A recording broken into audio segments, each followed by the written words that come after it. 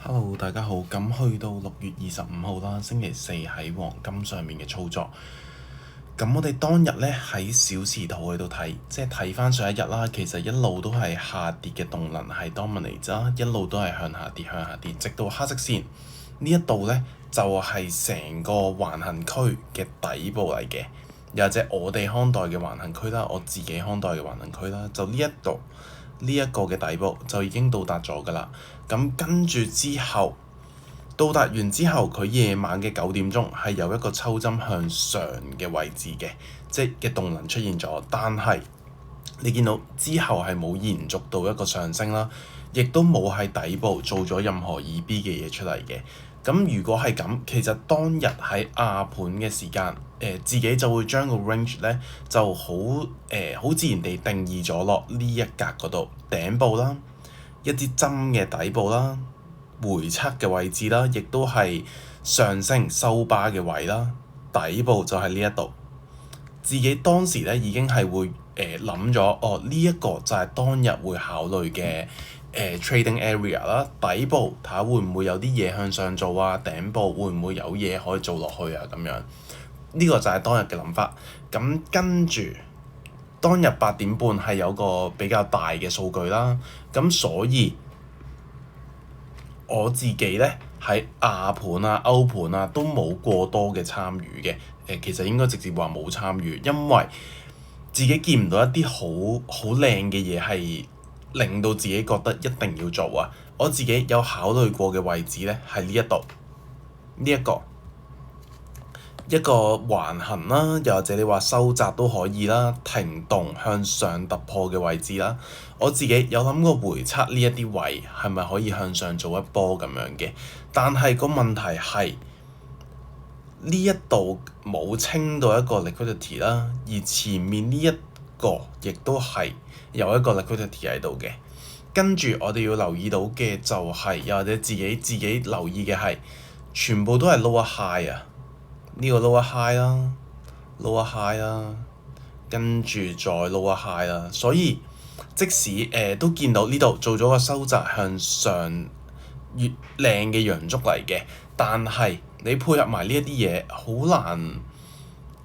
你個諗法仲有可能係一啲會唔會係做啲咁嘅嘢啊咁，而且趨勢都係傾向下啦，所以自己就冇諗太多，亦都冇喺呢一啲位置嗰度做參與啦。直到去8點半開始咗嘅時候，咁就見到啦。8點半數據一開係出咗一個上升嘅動能啦，而且喺15分鐘圖睇，我哋係見到有延續嘅。我哋見到 OK，咁就即係呢個上升配合埋數據延續咗上去啦咁樣。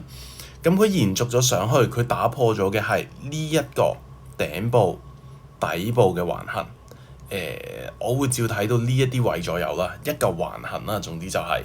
清晰嘅橫行，有嗰啲咩上行收窄嗰啲嘢啦，呢度同埋呢一度咁樣啦。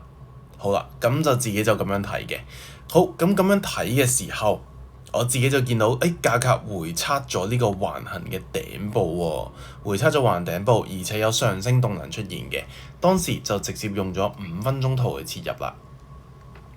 5分鐘圖我哋會比較清晰地見到，價格佢咁樣落咗嚟，佢清咗嘅係呢一個嘅 liquidity 啦。清咗呢個 liquidity 向下到咗呢個頂部橫行嘅頂部嘅時候，你1分鐘圖你會見到一個類似洗 W 嘅嘢㗎，呢一度一個好小型啦，但係當然係咁樣向上嘅，你會見到佢係好，跟住同埋一支吞沒嘅陽燭出現咗啦。咁通過呢一啲咧，同埋數據咁樣延續咗向上，底部打上頂咧，頂嘅目標位我就覺得都幾清晰，就係上面自己拍落嚟嘅線咁樣啦。咁所以自己就係都拎咗第一個 liquidity，諗住會唔會打返第二腳，然後向上咁樣嘅。咁所以就做咗呢一 trade 啦，就都係嗰啲啦，呢啲618嗰啲嘢啦咁樣。好，咁配合埋呢啲272接近前頂位清咗㗎啦，直接清咗㗎啦。到呢一啲我都冇拎到最盡，即係差不多呢啲啦。1:2多少少咁樣啦。呢一 trade 咧就完咗啦，呢一 trade 就完咗啦。好，咁完咗呢一 trade 之後咧，價格亦都到咗自己睇嘅頂部啦，一個震盪嘅頂部啦，同時下方嘅呢個橫行差不多已經完成咗佢1:1啦咁樣。咁所以自己咧當日又唔早瞓喎，即係又搞到好夜都未瞓，咁就有再睇啦。咁喺1:55咧，其實就做咗一 trade 下跌嘅。做下跌嘅 trade 咧，最主要咧就想有少少以小博大啦，想見到頂部出咗一個洗嘅動作。佢唔止洗咗呢一次啦，佢前面都已經再洗咗一次啦，咁樣我就見到洗上洗，雖然佢呢段下跌唔算好靚嘅，佢冇真係打破到呢一啲位落到嚟呢度。如果係咁樣會更加靚，成件事會更加靚咯，因為佢都仲係喺呢一啲結構位嗰度啊。佢雖然穿咗呢個，但係呢個係好細嘅結構位嚟嘅啫。咁佢仲可以做嘅就係橫行啦。佢落到呢啲位係啦，咁最後就係，但係因為自己見到佢嘅上升動能啊，窒下咁樣喎，唔係好靚又唔係好有力，所以自己最後都係想回調剔咗呢一個 trade 咁樣啦。仲有一啲 FVG 啊喺呢度咁樣